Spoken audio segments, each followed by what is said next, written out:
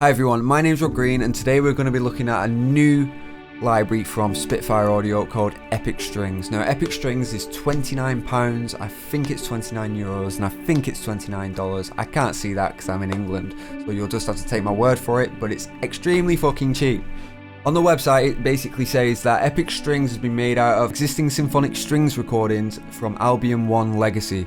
So really it's just a repackaged, updated version of Albion 1 back in, I don't know, the early 2000s. So what you're going to get with this library, so you're going to get 11 string articulations, you're going to get longs, you're going to get shorts, you're going to get longs with octaves, so you just press one key and it'll play the note above at the same time. Really good for just quick sketching. You're going to get shorts that have octaves, you're going to get concertino, pizzicato, you're going to get short ostinato, which is just shorter than normal shorts. You're getting quite a lot there, given the price. Then you're going to get 3 mic positions, so you're going to get room, close, and stretch.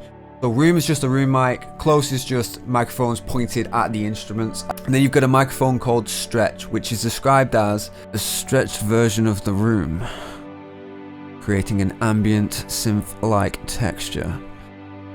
I've no idea what that accent was, I'm just a fucking dickhead. So today we're just going to do a bit of a shootout. We're just going to play with CSS, we're going to play with Epic Strings obviously, we're going to play with East-West, and then we're going to play with Labs. And the idea is with this is I just want to compare these libraries, what they're good at, what they're not, and just so you can make a decision for yourself whether it's worth buying this £29 library. So we'll jump straight into Cubase and we'll just take a listen.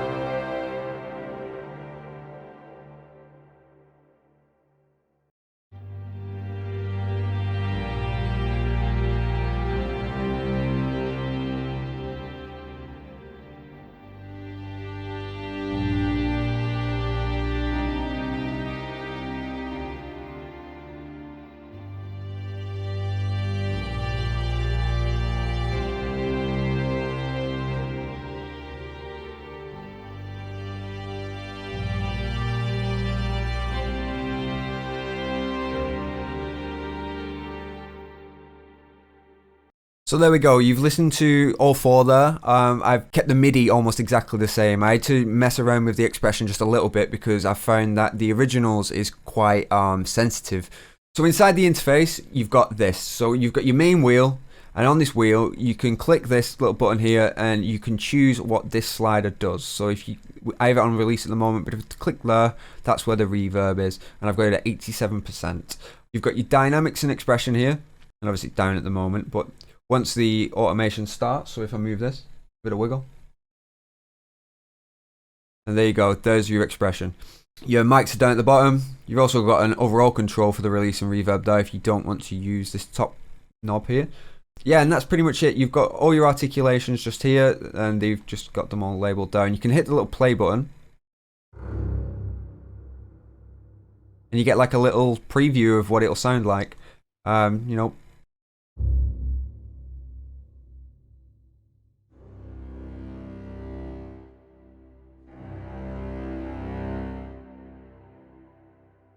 So now I'm going to play you the shorts. Now the shorts to me are what stand out. I've only done CSS and Epic Strings with this because the East-West ones, I don't know, there's just a sound about them I just don't like, and the Labs one, it's just the same. I think when you're doing shorts, you're not going to get that same power because there's more players with these other libraries, so it's not a fair comparison. So I'll play you the CSS shorts.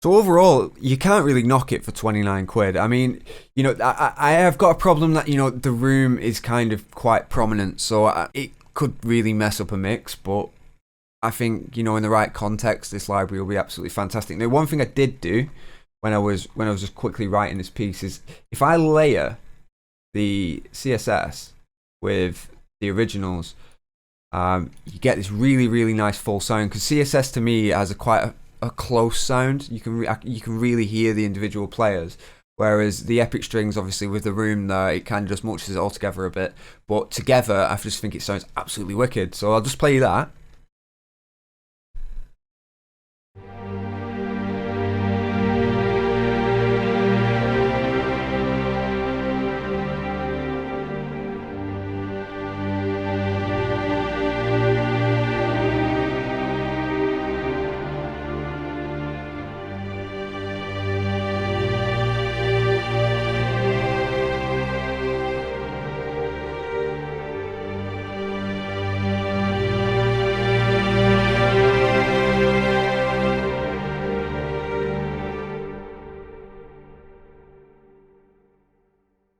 So all in all, it's a pretty decent library, to be honest.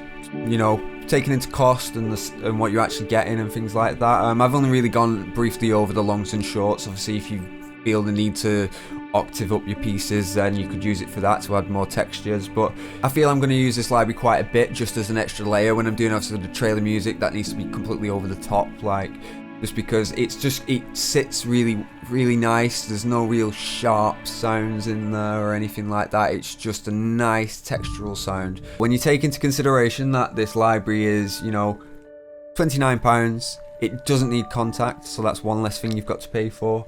It's the size of a symphony string section, which costs a lot of money. I think, you know, for beginners, this is going to be absolutely fantastic because, you know, you're not going to be making a lot of money for a long time, and it's very, very hard to save up and pay for libraries that cost £400-500. I mean, when I first started, it took me maybe about over 2 years just to be able to afford to buy the East-West suite, and it was back when it was on DVDs, and you had to sit there and you had to put each DVD in every single time it got to a new section. It was horrendous. It took you like a day. So if your system crashed and you needed to like reformat it, then you was basically sitting there for a day reinstalling the sample library, and it was horrendous. So if you're looking for a symphonic size section, I reckon this is pretty bang on. So if you like this video, it'd be really nice if you give me a thumbs up. If you want to see more content like this, hit the bell icon and it'll give you a little ding on your phone or at the side of your screen, and it will just basically tell you when I've uploaded a new video. So until next time guys, peace out.